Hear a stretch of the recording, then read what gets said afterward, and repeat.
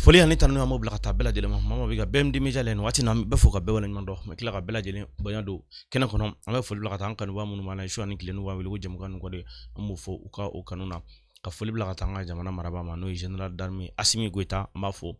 ka tila ka foli lase an ka premier ministre ma Abdoulaye Maïga Général a ka foli belebele ni kɛnɛ fana kan fo ka taa se Général Maliki Diaw ma an b'a fana fɔ CNT la ka an ka diaspora ɲinɛbali sɛngɛbali kɔ olu minnu b'an ka jamukan ninnu la ni ka partager an b'u fɔ u ka o baara ɲuman na hali sisan an b'a ɲini mɔgɔw fɛ n'an ka jaa ninnu sɔrɔ ka cari walasa bɛɛ lajɛlen ka se ka jaa ninnu kɔni sɔrɔ jamukan o tɔgɔ ye sani ka walawalali o jamukan minnu las'an ma BMD Media o sanfɛla la kɛnɛ ka bi an ka mawulelen ale ye kɛnɛ sɔrɔ mawulelen tɛ maa wɛrɛ o ye Noël Kone ale ye politologue ye an n'ale bɛ ɲɔgɔn fɛ Noël anu la kari baasi t'i la basi foyi tɛ an bɛ la tan folikan jumɛn bɛ wele ka lase maaw ma ok an bɛ bɛɛ lajɛlen fo fɛn fɛn bɛ k'an lajɛ nin wagati in kɔnɔna na Mali kɔnɔ Mali kɔ kan an bɛ bɛɛ lajɛlen fo dan tɛ foli min na ka e yɛrɛ fo i ye wele bila an ma a diyala an ye kosɛbɛ nana ka n'i ka wele jaabi merci beaucoup a y'a partager hali sisan maa min mana jɛn sɔrɔ a y'a partager Noël bi an bɛna babu belebele fila an bɛn'o ta k'o baara ci maaw tɛgɛ maaw ka se ka o dɔn o ye babu fɔlɔ ye mun ye o ye maa minnu bɛ yen nɔ n'u u tɛ se ka kuma jama ɲɛma mun de bɛ se ka kɛ walasa u ka se ka kuma jama ɲɛma hali n'a sɔrɔ maa miliyari jɔlen don ka se ka kuma jama ɲɛma k'a sɔrɔ i ma yɛrɛyɛrɛ an bɛna kuma o kan ka d'a kan i y'o spécialiste ye an b'a ye université la étudiant bɔgɔden de b'i bolo i bɛ minnu dege kuma na jama ɲɛfɛ kuma an bɛna tila k'i sɔrɔ sisan i b'o walawala an ye technique jumɛnw b'a la babu filanan o bɛ tali kɛ mun na o ye AES ko in ye fana ye an t'a fɔ géopolitique ye politologue ye ka d'a kan an b'a ye k'a fɔ AES ko a kuma bɛ yen an bɛ AES la sisan an bɔra CEDEAO la kɔlɔlɔ jumɛn bɛna k'o la ni Ala sɔnna ma nin y'i ka domaine ye kosɛbɛ kosɛbɛ i bɛna tila ka nin baara ci maaw tɛgɛ sisan Noël an ka don an ka masara an ka show an ka kɛ daro n bɛ ɲininkali n b'a tɛnkuwila ɲininkali fɔlɔ maa bɛ se k'i jɔ cogo di maa miliyari kelen ɲɛma ka kuma k'a sɔrɔ i ma yiranyiran cɛ Noël ne tɛ se k'o kɛ n tɛ se fiyewu n'i y'a kɛ dɔrɔn n bɛ n jɔlen to jama ɲɛma dɔrɔn n bɛ yɛrɛ ka bin maaw bɛna n jɛ ka bɔ ne kɔfɛ ka taa ji dɔ bɔn n kan n bɛ segin ka na tuguni e kun ne ko i bɛ se k'a susi di mɔgɔ ma i b'a kɛ cogo di an bɛ k'i lamɛn. d'accord sani kuma diyala n ye ɲininkali in sɛmɛnna n'an ko an bɛ kuma kan bi n bɛ fɔlɔ ka foli bila kumakɛlaba bɛɛ ye an b'a daminɛ fɔlɔ an ka jeliw olu minnu bɛ an fasada an minnu ye mɔgɔbaw ye k'an tɔgɔ bɔ olu bɛ se kuma de la k'an yira diɲɛ na olu fana bɛ se kuma na aw bɛ ka mun kɛ sa aw bɛ k'olu ladege an bɛ k'olu ladege voilà nka an ta ye a kalan sira ye o ni jeliw bɛ min kɛ danfaraba tɛ yen mɛ danfara fitinin bɛ yen donc n'i ko kuma ye ni n ko n bɛ kuma ni hakilimaya ye diɲɛ jɔsen fɔlɔ de don Ala ko diɲɛ ka da ni kuma ye diɲɛ dala a ko adamaden cɛ o ka da daɲɛ de ye o da a ko muso ka da daɲɛ de y'o da donc n'i y'o jateminɛ i b'a sɔrɔ diɲɛ fɛn bɛɛ sirilen don kuma de la donc adamaden bɛɛ kan ka se ka kuma ɲini k'a dɔn n'a fɔra ko ka kuma ɲini k'a dɔn i bɛ kuma min fɔ i k'o kuma kisɛya dɔn o kuma fɔ ko ɲuman i ka se k'o dɔn mɔgɔw bɛ se k'a faamuya ko ɲuman cogo min na i ka se k'o fana dɔn n'i ko i bɛ nin fɔ tubabukan na yɔrɔnin i filɛ ka nin yɔrɔnin mun fɔ sisan n'i ko nin bɛ nin fɔ tubabukan na a bɛ fɔ cogo di nin yɔrɔnin n'i k'i bɛ nin fɔ tubabukan na nous parlons de la parole la parole c'est un élément très sacré à travers lequel le monde a pris son existence et en parlant de la parole chaque individu doit s'y intéresser d'abord communiquer pour faire comprendre aux gens, maîtriser d'abord son sujet de communication, faire comprendre son public ou sinon son interlocuteur par rapport à sa communication. Quelle définition! Voilà. Quelle définition! C'est ça. Donc, il y a une kuma.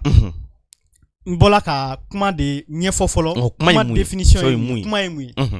Bon na fola ko mogo be kuma ta jama nyema. A ka gɛlɛn mɔgɔ caman ma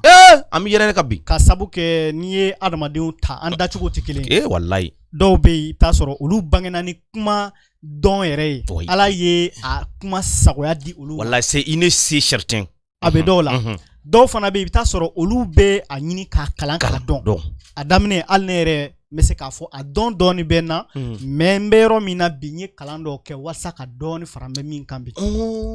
donc i b'a ye ni mɔgɔ ye kuma ta jama ɲɛfɛ fɛn dɔ b'a to fɔlɔ adamaden i bɛ siran ka kuma jama ɲɛfɛ o fɔlɔ ye jumɛn ye c'est que i tɛ da i yɛrɛ la kosɛbɛ la confiance en soi. La confiance en soi. Et bien, ne bena min fo, est-ce que ni tien wa, est-ce que mogo bena sonner tamo, est-ce que mogo bena foko, ne bena min fo, est-ce que tien doa. Donc, o de be mogo to ibe sran folo. Sranyen folo bena o refe. Bon, ebe se ka fo chogo di, nene ebe plateau de sans fait, ça me ka kuma. Mogo be kan sui, ou be ka laje, ou be ka me, ame ka min fo. Mais an ba fe chogo di mogo ka son, an ga fota e ka soro, an me yere be ka min fo, an son ento e folo.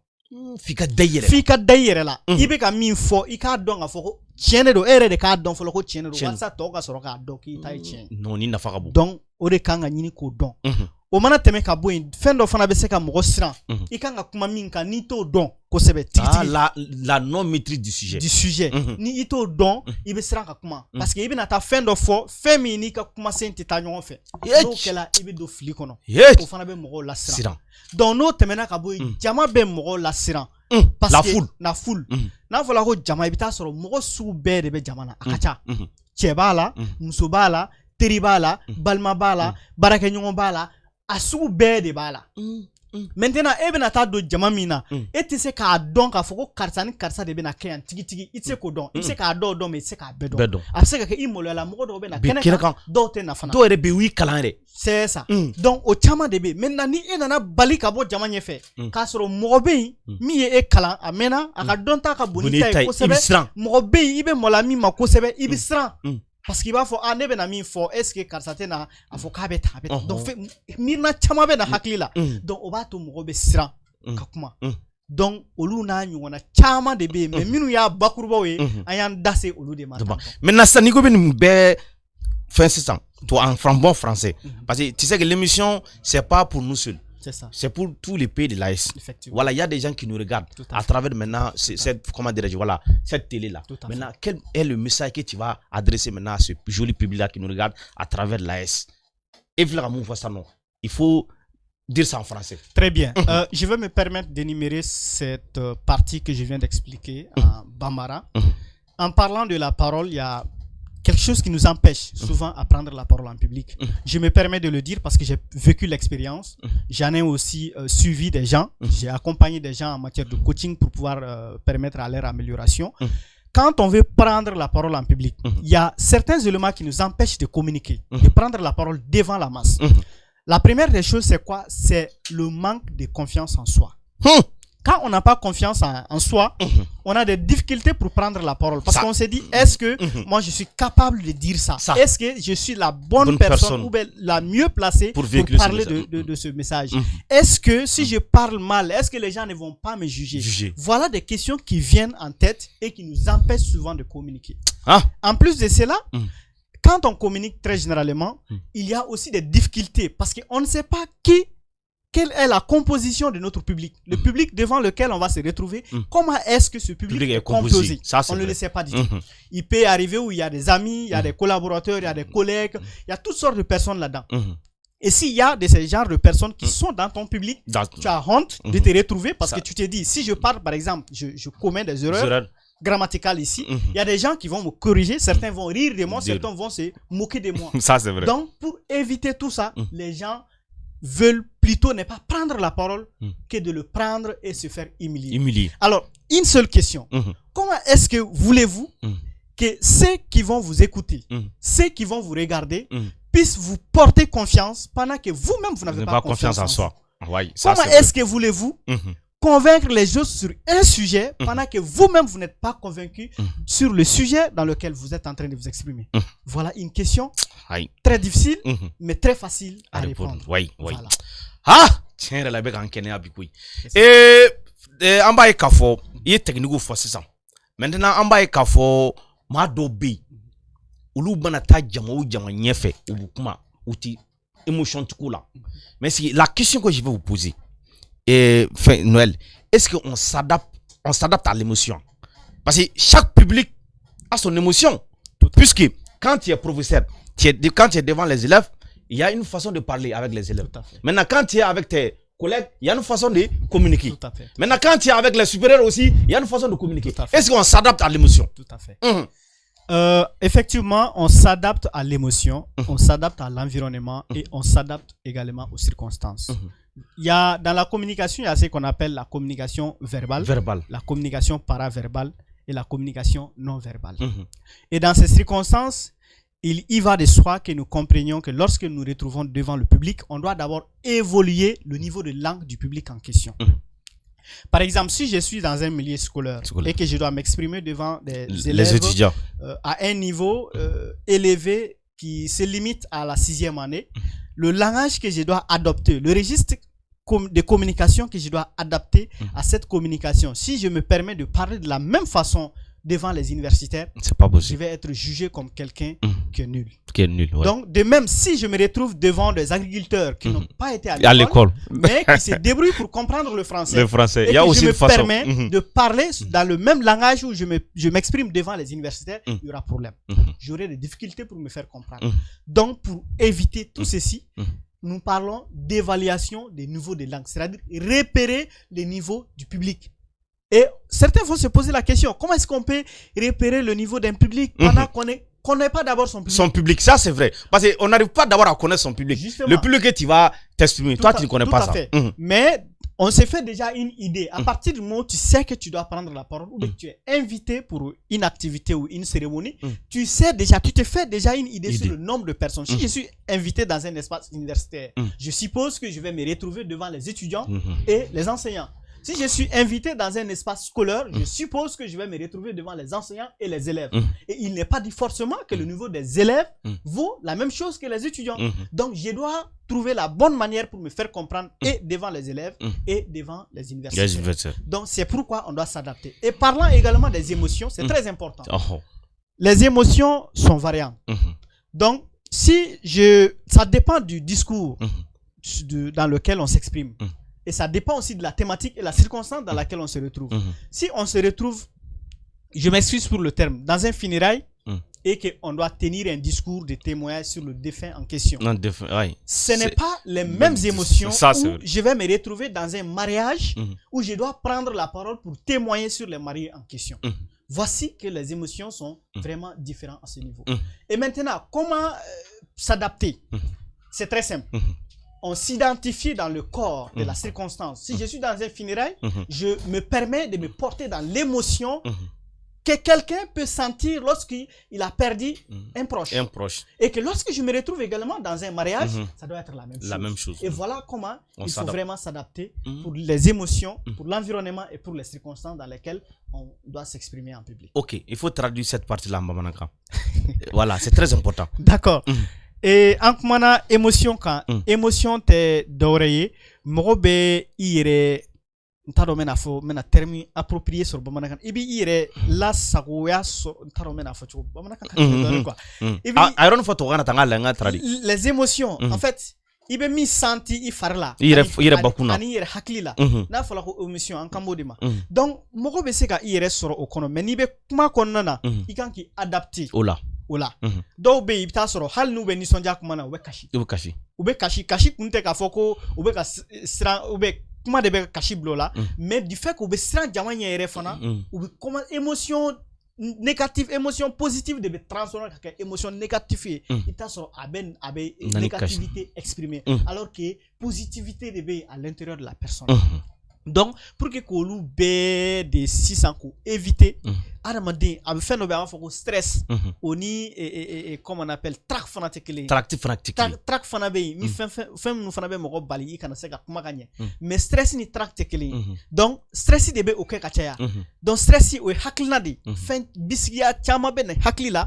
i bolo ko olu bɛ se ka kɛ sababu ye ka tiɲɛni ladon i kun ka sɔrɔ o tɛ donc o bisigiya minnu bɛ na olu ye bisigiya juguw de ye la négativité nanzarakan na donc pour que k'o bisigiyaw bɔ yen i bɛ o bisigiyaw kɛ bisigiya ɲumanw de la positivité donc o de bɛ se ka kɛ sababu ye hakili ka se ka miiriya ɲumanw sɔrɔ minnu bɛ se ka kɛ sababu ye k'i ka kumasen fana dilan ka ɲɛ a ka se ka kɛ kuma nafa man donc olu daɲɛw de bɛ fara ɲɔgɔn kan ka se ka i dɛmɛ walasa i ka kuma ka se ka ni bi janaja kɛyɔrɔ la i b'i yɛrɛ bila janaja hukumu kɔnɔ ka sɔrɔ ka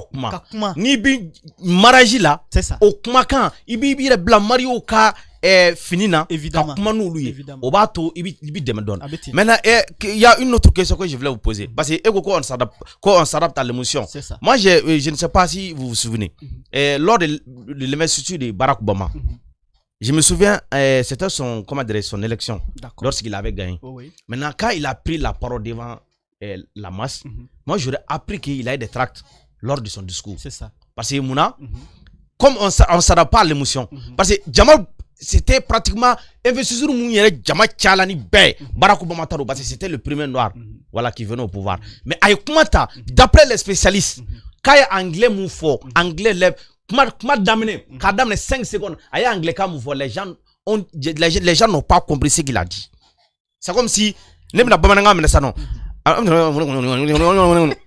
Ça dit anglais là, ça n'avait pas de sens. Donc ma femme. Parce que ni ou ya spécialiste ou ya damasigile, ben ya ka notita. Ay kuma da ben ya notita ou claler quoi ka 5 secondes discours ni quoi mu fama là. Be ko kulu ma se ka traduire. Obeke. Oh. Parce que ko traduire kuma là. Tout à fait. Non, au te traqué. Au stress dit. Oh, voilà. C'est des émotions de be bouya ima. Abe balila quoi. Et ça ne flèche ça. Anga ke misala la. Donc mobile dinama. Mobile au cadeau. Donc et ça ne wele sans. Ko so jolé. Ko san ko nye 15 milliards blega compte. Oh subhanallah, mi kiringa be folo. Abna jibonga kamuli. Ebi yere nyini nga folo. A ke kunyu mena. Non non, san miga émission suidron, nya ye vraiment i ni son kadi, i ka émission nous an nafan ka boko sebe ni kunye ki deme dron. Ate buen haklima. Ni ma frati be washi 100. Ka washi wa? Ngomi kiringa be? Voilà. Donc o émotion, o de be buen mogoma. No buen hakli be ferege.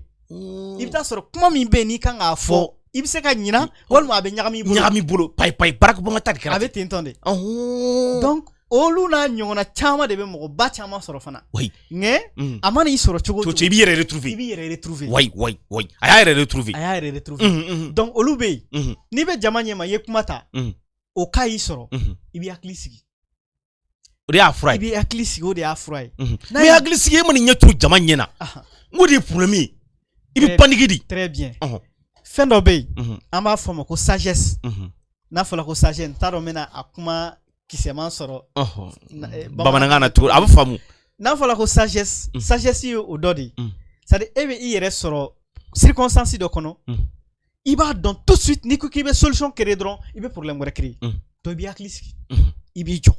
n'i bɛ kuma kɔnɔ ni i balila ka kuma ta i nana stress nana kuma jɔ gagné ti ko marfatigi ti ko oui ou da solution et des bossi ni be kuma be e de bolo e de bossi parce que ni yoro la nyere bi dege parce que dal carnegie nyale ka livre do kala ale kuma nande ça ni émotion bilatan ire nyuma i kuma jo folo i ki able kun la e de patron e de wurai nous fait bien nous te foy do voilà donc il va y ni yake mo be très fort.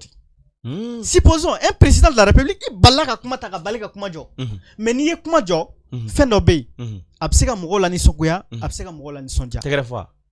fɔ tɛ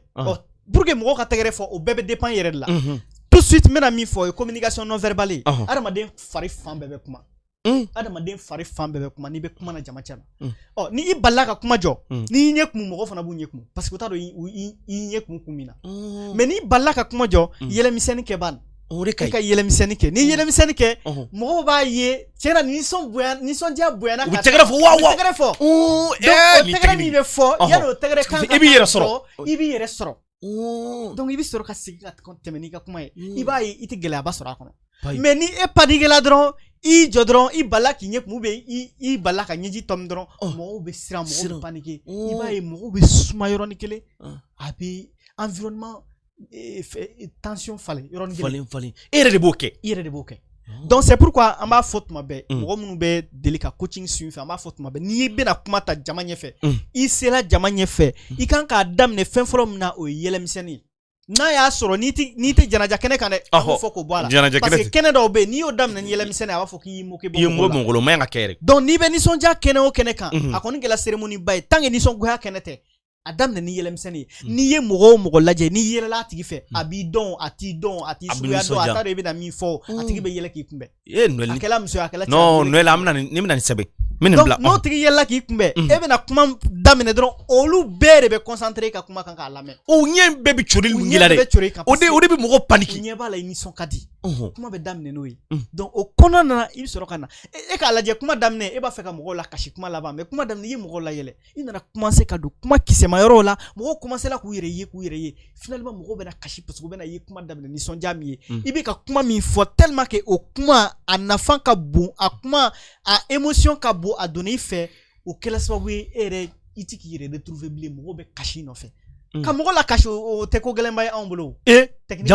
jamana o tɛ ko gɛlɛnba ye technique dɔrɔn de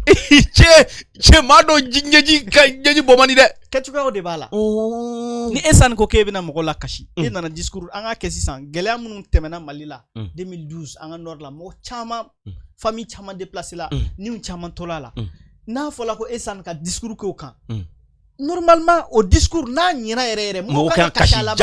jakoya ni discours ɲɛna dɛ mais e bɛna mɔgɔ la kasi cogo di dɔw b'a fɔ ko non i bɛn'i jɔ ko dɔ bɛ yen a kilila a digilila a mɛnna i b'i hakili jigin o la ka kasi o tɛ o ne bolo n'i y'o kɛ ni faratila i tɛna se ka kasi in jɔ bilen ka continuer i ka discours tɔ ye parce que o ko kasi bɛ dɔw ka discours minɛ o la kasi bɛ y'a minɛ i la pour que kasi kana n'a minɛ i bɛ mun kɛ e bɛ min kɔnɔ c'est vraisemblable réalité de don i bɛna min fɔ réalité de don a kɛla fana fiction tɛ donc i bɛ don a kɔnɔ tu te mets dans la peau du personnage qui a vécu l'expérience n'a fɔla ko mɔgɔ famille joli sala mɔgɔ hakɛ joli déplacé la dɔw denw fagal'u ɲɛna dɔw muso fagal'u ɲɛna e k'i yɛrɛ bila o minɛn kɔnɔ ban e den ka faga i jɔlen ɲɛna e muso ka faga i jɔlen ɲɛna e muso ka violer jɔlen ɲɛna a émotion bɛ mun de d'e ma de a bɛ mun de k'i la de a t'i la kasi wa i yɛrɛ bila o mɔgɔya minɛn kɔnɔ ban i b'a ye i bɛ kasi facilement a imaginer dɔrɔn i kunna scène imaginer dɔrɔn i k'a kɛ comme si ça s'est passé à l'instant présent et que toi tu es présent sur la scène tout de suite i bɛ kasi en même temps hakili la revoyager tuguni c'est à dire ka hakili bila ka taa dugu la tuguni k'i yɛrɛ hakili bɔ i kasila min na k'i hakili b'o la k'i yɛrɛ bila mɔgɔ wɛrɛ minɛn kɔnɔ mɔgɔ min nana bɛn ni nin ye i n'a fɔ sɔrɔsikɛ min nana bɛn ni nin ye mais a b'a fɛ ka mɔgɔw lajigi tugun a ye benganikɛlaw gɛn a bɛ k'a fɔ a y'aw daji i bɛ obligé k'i daji o parce que n'a fɔla e de kan ka bɔ mɔgɔ ma i daji e yɛrɛ fana kasi la e bɛ se ka mɔgɔ daji wa n'i yɛrɛ bila o minɛn kɔnɔ i b'a ye i bɛ se ka kasi k'i ɲɛji bɔn ka tila ka ɲɛji cɛ ka tila ka mɔgɔ sɛbɛya kuma fɔ i bɛ lamɛn fo mɔgɔ bɛ kabakoya cɛ ni bɛɛ n'i ka baara cɛ ka nin baara in kabako dun an ka taa an ka bɔ nin na dɛ parce que n'an mana nin daminɛ nin ti ban de quoi nin ti ban an ka taa a nafa ka bon nin ka ɲi ka an sen bɛɛ de kunna nin ka ɲi ka an sen di diɲɛ bɛɛ kunna parce que jama fɛ kuma ma nɔgɔ an yɛrɛ caman bɛ n'an y'a kɛ an senkolo de bɛ to yɛrɛ la micro b'an bolo micro bɛ to yɛrɛ de la tɛgɛ de bɛ to yɛrɛ la ka delila fana b'a la ni kuma daduruya tɛ dɔwɛrɛ ye n'i b'a fɛ ka kuma n'i bɛ ka kuma bamanankan na tuma o tuma n'i bɛ mɔgɔw ɲɛfɛ hali n'i bɛ gɛrɛn na a ye i ka kuma mɔgɔ sɛbɛya fɔ parce que fɛn caman delen don an jeunes na an bɛ taa sigi an bɛ kuma yɛlɛma a kunjugu kan kuma tɛ tilen ka fɔ o de ɲɔ ɲɛnen don anw bolo bi i bɛ taa sɔrɔ i bɛ to kɔnɔna na i bɛ na ye hali n'i bilala jɔyɔrɔ ɲɛnama na don min na k'i ka mɔgɔ sɛbɛya kan fɔ i tɛ se k'a fɔ parce que i ma deli a la donc pour que i ka deli a la jɔyɔrɔ fitini minnu bɛ kalifa i la jeunesse kɔnɔ association fitiniw kɔnɔna la n'i bɛ bila ka kuma ta tuma o tuma a ye i ka mɔgɔ sɛbɛya kan fɔ ban i b'a ye don min na ni ala ye jɔyɔrɔ ɲɛnama kalifa min t'o ye i bɛ se ka mɔgɔ sɛbɛya kan fɔ ka sɔrɔ a ma kɛ ni gɛlɛya ye n'a sɔrɔ ni nanzarakan fana don caman bɛ yen u tɛ se nanzarakan na dɔw bɛ yen u bɛ siran ka kuma parce que u tɛ se nanzarakan na an si fa kan tɛ an bɛɛ y'a dege de mais pour que e ka se a la i bɛ to ka lecture de kɛ i bɛ lecture kɛ tuma o tuma ni occasion dil'i ma ka fɔ i ka kuma ta jama ɲɛfɛ kuma ta hali n'i tɛ se i b'i débrouiller au fur et à mesure i bɛ continuer i b'i yɛrɛ évaluer i bɛ continuer i bɛ taa mɛn o kɔnɔna na cogo yɔrɔ o yɔrɔ i bɛ kɛ kumakɛla ba ye aw bɛ étudiants former o de la an bɛ étudiants former o de la n'o tɛ ne yɛrɛ ka parcours kɔnɔ n y'a daminɛ fɔlɔ église de kɔnɔ n tun bɛ lecture kɛ église kɔnɔ yen o ka jugu ni nin bɛɛ ye parce que yen ni kuma b'i bolo hali nɛgɛ mankan a tɛ bɔ bɛɛ bɛ de lamɛn donc e de bɛ kuma bɛɛ b'i lamɛn donc o kɔfɛ i bɛ tila i bɛ t'i sigi n y'o expérience vécu o kɔfɛ n y'a ye o si t'a bɔ n taara théâtre bɔ la ne ye théâtre bɔ kɛ san 1 n voyagé la ka taa Burkina théâtre bɔ sababuya la n tɛmɛna o sira fɛ n y'a ye n ye fɛn caman faamuya nanzarakan taabolo la kuma taabolo la n ye poésie kɛ n ye chorégraphie kɛ n ye sketch jouer n y'o faamuya n nalen université la n tilala ka taa art oratoire formation kɛ k'an yɛrɛ la développer tuguni ka se nin degré ma bi et n bɛ ka continuer formation jusqu'à présent banna an bɛ taa babu filanan na an b'a ye k'a fɔ i ye politologue fana ye o y'i ka domaine Mali bɔra CEDEAO la an bɛ AES la ne ko maa minnu bɛ ka siran ko an bɔra nin na ko gɛlɛya min n'an sɔrɔ ani an ka passeport ko ninnu aw ye politologue ye e bɛ se ka mun fɔ maaw ye an bɔra CEDEAO la an taara AES la hakili la maliyɛn bɛɛ bɛ o kibaruya kalama bi donc AES bɛ an ka jamana saba ninnu fara ɲɔgɔn kan bɛn hukumu kɔnɔ bɛnkanni jugu kɛlɛli hukumu kɔnɔ sɔrɔ hukumu kɔnɔ ani basigi hukumu kɔnɔ donc ne bɛ se k'a fɔ hakilina ɲuman don parce que an autorités y'a décision ta u y'a ye de fɔlɔ k'a ka ɲi jamana ma parce que anw ye politique mɔgɔ ye n'an ko an ye politique mɔgɔ ye c'est entre parenthèses an ye politique de kalan mais e tɛ politique mɔgɔ ye nin yɔrɔ nafa ka bon dɛ an k'o kuma to kɛrɛfɛ an bɛ yɔrɔ min na sisan an tɛ politique ko la sinon n ye politique mɔgɔ ye mais an tɛ politique ko la fɔlɔ n tɛ n bɛ parti politique la n jɔyɔrɔ ka bon fana mais n tɛ nana an tɛ politique ko la an ka kuma fɔlɔ science kan n'o ye science politique ye voilà donc ɲɛmɔgɔ tɛ se ka jamana kuturu ko o kungo ta ka sɔrɔ i ma hakili jagabɔ kɛ mɔgɔ c'est pour dire que mɔgɔw bɛ siran ɲɛ min na k'u hakili sigi n'i y'a ye jamana ɲɛmɔgɔ y'a ta décision ta c'est que a ka ɲi jamana ma de sinon conseiller politique bɛ yen olu bɛ présidence la u bɛ ministère la o kɔfɛ diplomate bɛ yen u b'a taabolo dɔn u bɛ diɲɛ taabolo dɔn diplomate fɔrɔlen don géopolitique la kojugu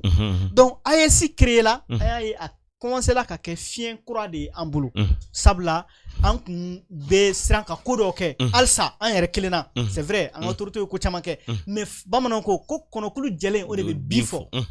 n'i ye cɛkala ta i bɛ cɛkala dɔn wa n b'a dɔn cɛkala n b'a dɔn fɔlɔ n'i kun donna an ka bamanana ni miyankala bulondaw la i b'a sɔrɔ cɛkala caman de bɛ siri k'a bila so donda la wa cɛkala don min na n'aw kɛlɛla n'i nana dɔrɔn cɛkala kelen bɛ bɔ ka d'i ma k'i k'a kari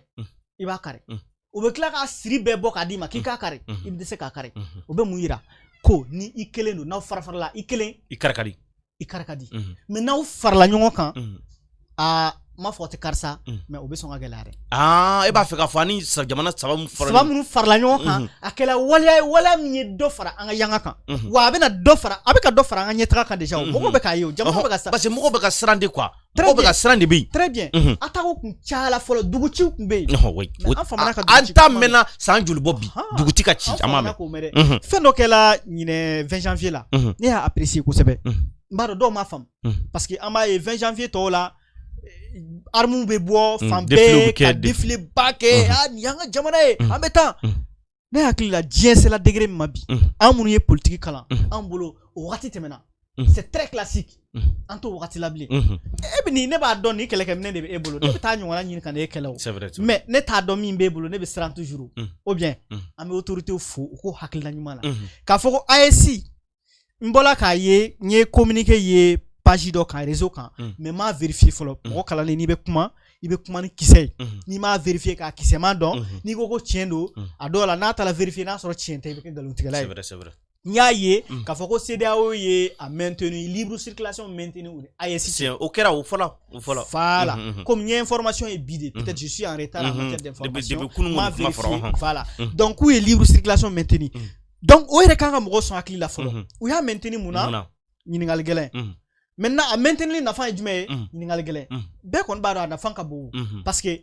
an bɛna circuler i bɛ taa sɔrɔ n'an tɛ CEDEAO la bilen an ni CEDEAO jamanaw ni ɲɔgɔn cɛ taxi dɔw bɛ bin an kan surtout a ka jugu commerçant de ma kosɛbɛ ani an ka mɔgɔ minnu bɛ taa ɲini na a jamana ninnu kan a ka jugu olu ma minnu fana ka entreprise bɛ yen jamana CEDEAO jamanaw kan a ka jugu olu ma parce que u bɛna taxi sara minnu ka girin kosɛbɛ n'u ka sɔrɔ ye mais n'a fɔra sisan k'u ye o libre circulation maintenu o bɛna kɛ sababu ye ka nɔgɔya da kɛ i bɛ taa sɔrɔ gɛlɛya minnu tun bɛ yen n'o tun bɛ se ka na hali n'a sɔrɔ an bɛ se k'a kunbɛn o gɛlɛyaw fana o bɛ dan sira la o ka tɛmɛ ka bɔ yen mɔgɔw b'u yɛrɛ an kan k'an yɛrɛ ɲininka dɔrɔn munna u ye libre circulation maintenu munna o y'a maintenu k'a sababu kɛ n'i ye CEDEAO jamana ta u ka ca ni AES ye fo siɲɛ caman o tɛ mais n'u ye AES la faamuya ka AES la maintenu c'est que a nafa dɔ bɛ s'u fana ma a nafa bɛ s'u ma n'a nafa tɛ s'u ma u t'a kɛ u tun t'a kɛ donc mɔgɔw k'o de faamuya k'a dɔn k'a fɔ mɔgɔ bamananw bɛ kuma dɔ fɔ n'i ye duba ye mɔgɔ su kan kana fɔ ko wuli ka bɔ a su kan fɔ ko wuli ka bɔ anw su kan AES y'o de faamu ni CEDEAO m'o faamu ayiwa a bɛna kɛ mɔgɔ suw bolo an ka passeport ko e da m'a la k'a fɔ passeport ko e sɔnna ko ya passeport ne sɔnna ye n'a fɔra ko AES bi papier bɛ AES la logo bɛ AES la AES reconnaît don AES bɛ dugukolo min kan bɛɛ b'a dɔn AES ɲɛmɔgɔ ye mɔgɔ min ye bɛɛ b'a dɔn AES jamanadenw ye min ye bɛɛ b'a dɔn parce que science politique la pour que organisation ka reconnu ou bien jamana ka reconnu k'a fɔ ko jamana yɛrɛ don fo a ka sɔrɔ dugukolo b'i bolo jamanadenw b'i bolo ɲɛmɔgɔ b'i bolo maracogoya b'i bolo ale ni finance économie o fana gérer cogo b'i bolo AES o bɛ yen jamana danfara AES jamanaw danfara dɔnnen don AES armée dɔnnen don AES ɲɛmɔgɔ dɔnnen don AES fana kungilennaw ye min ye o bɛɛ dɔnnen don diɲɛ fɛ AES tɔgɔ bɛ diɲɛ fan bɛɛ bi donc ni passeport bɔla k'a fɔ ko o ye AES passeport ye a kan ka mɔgɔw hakili la lafiya ni gɛlɛya fana nana an ka ɲɛmɔgɔw bɛ yen o de kama ɲɛmɔgɔ bilakun ye ni gɛlɛya bɛ yen u ka se ka fɛɛrɛ sɔrɔ n b'a fɔ ko gɛlɛya tɛ se ka sɔrɔ sabula diɲɛ ka bon mais gɛlɛya mana na cogo o cogo minɛcogo bɛ sɔrɔ a la mais min n bɛ se ka ladilikan min fɔ dɔrɔn c'est que an ka da an ka ɲɛmɔgɔw la an ka t'u kɔ voilà d'accord jamukan kɔni sera kuncɛ waati ma ni folikan minnu bɛ yen i bɛ se k'olu folikan kɛ an bɔ jamukan na d'accord n bɛ an lajɛlikɛbagaw bɛɛ lajɛlen fo fɛn fɛn bɛ Mali kɔnɔ ani Mali kɔ kan an bɛ bɛɛ lajɛlen fo dan tɛ foli min na n bɛna n ka kuma laban ka bilasirali kɛ jeunesse ye ani n b'a dɔn n ka kalanden minnu fana bɛ k'an suit nin wagati kɔnɔ fɛn fɛn passé la an fɛ ka coaching kɛ ni adamaden n'i b'a fɛ ka taga ɲɛ fɛn dɔ bɛ yen bi an b'a fɔ ko développement personnel o développement personnel kuma yɛrɛ degeli b'o de kɔnɔna na prise de parole b'o kɔnɔ fɛn wɛrɛw b'o kɔnɔ min tɛ o si ye gestion de plan de carrière k'i ka carrière gérer a ka se ka ɲɛ i bolo i mana ta retraite ou bien i mana i ka carrière kɛ i ka se ka tila sabati la cogo min na o b'o kɔnɔ ani fɛn caman mais min fɔ jeunes ye dɔrɔn c'est que an ka intéressé développement personnel la a bɛ ka fɔ fan bɛɛ bi mais mɔgɔw bɛ k'a négliger dɔw b'a fɔ n'a fɔra k'i ye coach ye dɔrɔn ko non k'i ye bluffeur ye bluffeur tɛ dɛ dɔw ta bɛ se ka kɛ bluffeur ye mais dɔw fana bɛ se k'a ɲini k'a dɔn fɛn min don ne kalanna bi ne tilala n ye n ka licence sɔrɔ n ma baara sɔrɔ n ye n ka master kɛ n tilala c'est vrai n ma soutenance kɛ fɔlɔ n ma baara sɔrɔ mais n bɛ ka baara kɛ n yɛrɛ ye n ka baara créer n ye n ka entreprise créer n bɛ ka évoluer n'a ye dɔɔni dɔɔni o ye mun ye n y'o hakilina sɔrɔ cogo di développement personnel de y'o hakilina di yan o kɔfɛ n y'a ye k'a fɔ don n'a nataw la jɔyɔrɔ dɔw nege bɛ n na mais pour que n k'o sɔrɔ dɔnniya dɔw bɛ yen fo n k'o dɔnniyaw de sɔrɔ o dɔnniyaw de ye n pousser n taara master ɲini o dɔnniyaw de ye n pousser n taara kuma dege o dɔnniyaw ye n pousser n bɛ ka ko wɛrɛw dege n tɛna minnu bɛɛ fɔ plateau sanfɛ mais ni jeunes m'o ɲini k'o dɔn bamananw b'a fɔ ko ni i mi i taafan dɔn a bɛ gɛlɛya i ka se ka se i se yɔrɔ la donc o ladilikan de bɛ yen jeunes k'a ɲini k'u yɛrɛ former ka kuma dege bi i b'a ye Mali jeune bɛ se ka taa kariya ka 500 don téléphone na mais n'i ko k'a ka taa 20 don formation na dɔrɔn a b'a fɔ k'o ka ca donc an k'an yɛrɛ former dɔnniya a tɛ toli a tɛ tiɲɛ a bɛ se ka san ba caman sɔrɔ a bɛ nafa donc o ladilikan k'o di jeunes ma ka tila ka ladilikan di population bɛɛ ma Mali bɛ yɔrɔ min na bamananw ko ten ko dɔn min selen soforokun na moriba yaasa dɔn kun tɛ o la donc bi an bɛ jɔyɔrɔ min na diɲɛ kɔnɔ diɲɛ bɛɛ tɔgɔ jɔlen don Asimi na bi diɲɛ bɛɛ tɛgɛ jɔlen don Asimi na bɛɛ ko Asimi ne hakili la bi Asimi bɛ bila minɛ min kɔnɔ Asimi ye Thomas Sankara ka degré tɛmɛ mɔgɔw k'a faamuya ni hakili ye